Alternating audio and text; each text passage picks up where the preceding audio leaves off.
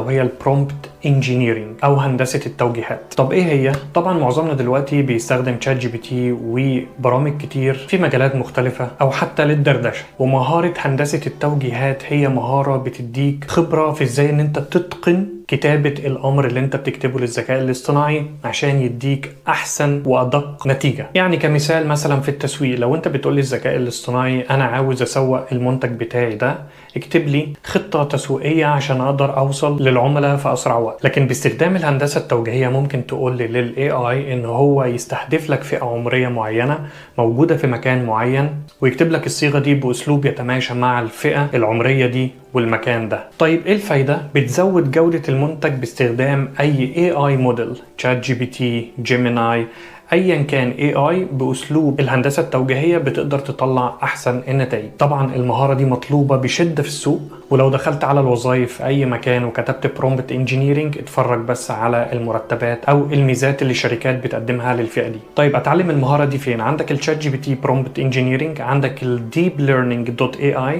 عندك كورسات مجانية على كورسيرا، واكيد طبعا في قنوات كتير على يوتيوب زي All About AI. طيب ايه الادوات اللي انا ممكن استخدمها في تعلم المهارة دي؟ عندك الشات جي بي تي وعندك الميد جيرني، دول اشهر تولز للبرومبت انجينيرنج. والسؤال هنا، اخد وقت قد ايه عشان اتعلم المهارة دي؟ عاوز اقول لك ان اسبوع واحد يمكنك من ان انت تتقن الاساسيات، ولكن مع الممارسة والتعلم هتتقنها اكتر واكتر. المهارة رقم 5 معانا النهاردة وهي